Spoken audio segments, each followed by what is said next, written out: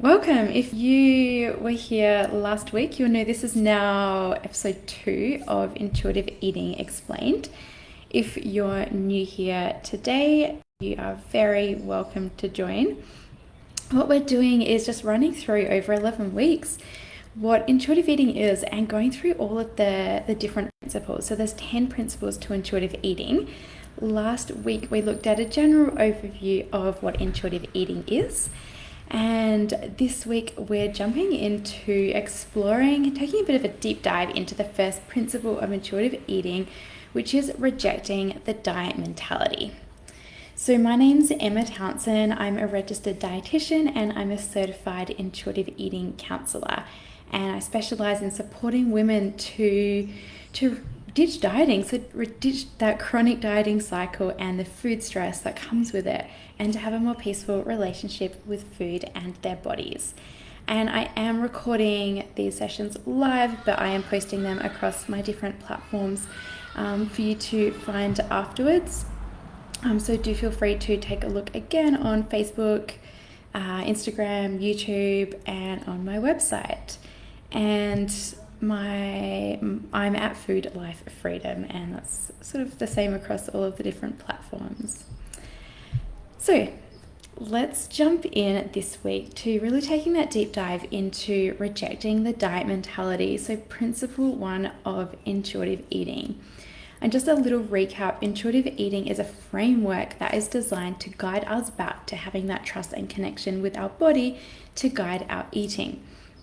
But before we can develop that trust and connection with our body, we need to let go of the messages around us that are stopping us from developing that trust and connection. And this starts with rejecting the diet mentality. A lot of the principles in intuitive eating, they don't need to be done in any particular order. They are often sort of all intertwined, and it really depends on where we're at for each individual person. But this principle really does need to come from the start, and that doesn't mean we have to kind of tick it off or have it done before we move on to the next one. But it's something that is often in the background across the whole process, and it really does need to be started from the very start. Rejecting the diet mentality isn't just about stopping dieting, but it's about becoming aware of and then rejecting the diet culture in which we live. So our diet culture goes beyond just our self-dieting. Diet culture is this like false value and morality that our culture puts on thinness, weight loss, and perfect eating. And it really exaggerates these as being linked to health. But in fact, body sizes just are diverse. People of all sizes and all BMI ranges can be healthy or unhealthy. And weight loss isn't always an indicator of becoming healthier, like we're led to believe. And in fact, weight loss is often associated with poor physical or poor mental health as well. And this diet culture we live in that creates this morality and value based on body sizes causes discrimination to those in larger bodies, which then causes a lot of stress, where stress associated with direct behaviors or direct actions towards us, but also the stress that we're living in a world that isn't really designed for our bodies.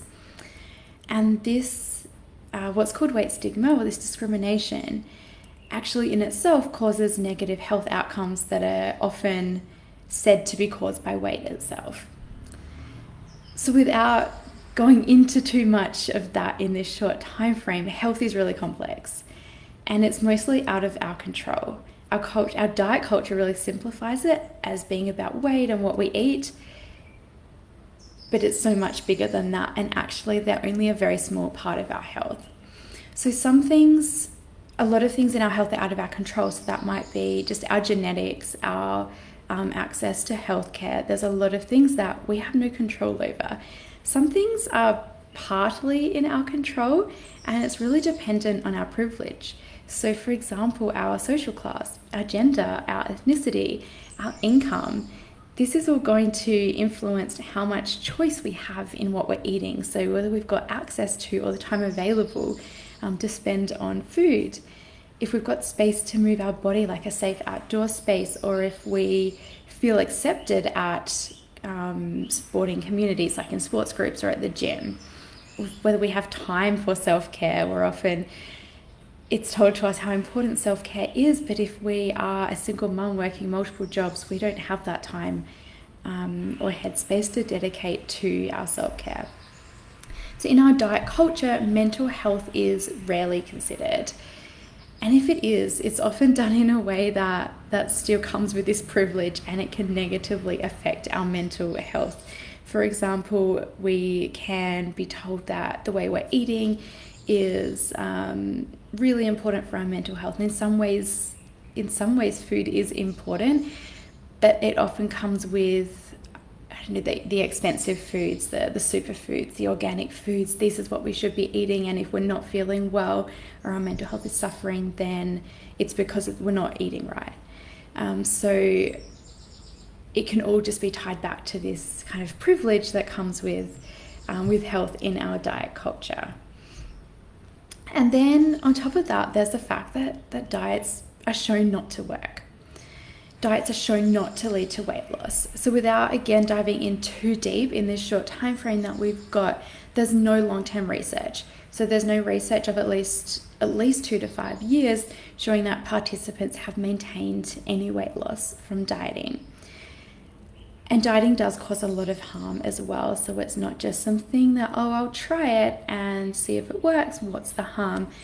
Dieting, if you've dieted before, you may have experienced some of these harmful side effects, such as a preoccupation with food and cravings, binge eating, reduced metabolism, increased sense of failure or lower confidence, a lack of interest in other areas of life, and less social contact or poorer social connection. And it can really guide us away from our true values and our true self, as we place all of our headspace and energy on our body and changing our body.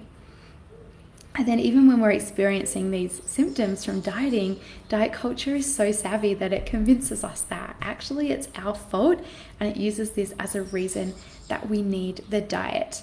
And this is then how we get stuck in this one last diet trap, where we may finish a diet and say, I'm never doing that again. It wasn't helpful. It caused me harm. And then the next one comes along, all shiny and new, with all of these promises that it sends us. And we think, well, this time it's going to work, just one more. So rejecting the diet mentality is more than just stopping dieting, but it's really rejecting this cultural focus on weight, on weight loss, and the importance of weight, which then makes space to adopt a focus on self-care, to start intuitive eating. You don't have to have let go of dieting and weight loss. That's a part of the intuitive eating process. But you must be open to exploring and to challenging these thoughts as part of the process to becoming an intuitive eater. So where dieting or weight loss goals focus on controlling your body, intuitive eating focuses on working with your body and trusting that when you're giving your body what it needs, such as nourishment, movement, rest, self-care, as best as you're able, your body will find its weight and shape that best support it. And trying to control your body just causes your body to fight back. Rejecting the diet mentality is then about rejecting the harm that has been caused to you and to others from diet culture. So this may involve getting angry, frustrated, upset at diet culture, at the lies you've been told and the harm it has caused. And then also recognizing the ongoing messages that are still in our world and being able to call them out as diet culture. So recognizing just what they are and that they've not helped you in the past and they will not help you now. So choosing to reject the messages that shame you and instead to focus on nourishing and caring for yourself so that you can focus on all the things that really matter to you. To get started with rejecting the diet mentality, and really with intuitive eating as well, because it really does need to start here, there's 2 steps I would recommend. So firstly, exploring the pros and cons of dieting. So from where you are now, remembering that dieting isn't just the process of when you're actually dieting. Dieting creates changes in your body, physical and emotional changes. So after a diet, your body is responding to the diet or the famine that you've just been under. So from where you are now, how has dieting improved your life and your well-being? And then how has dieting hurt you? Or how has it taken you away from living to your true values? And step number 2 is to start surrounding yourself with non-diet content. If you're able to, try to do this daily to really counter the diet culture messages that we live in and that are all around us. And I can share some websites, books, and podcasts to get started in the comments below. And to sort of keep surrounding yourself with this content, do make sure to follow me as well. I will be sharing these videos weekly, so that's a really good place to start. And also on my website and Instagram, there's a lot more information that you can really dive into.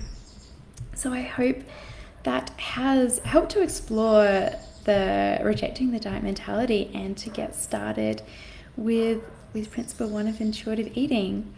I'll be here again next week, so make sure to tune in and drop me a message and let me know how you go with those 2 steps. Thanks everyone. Bye.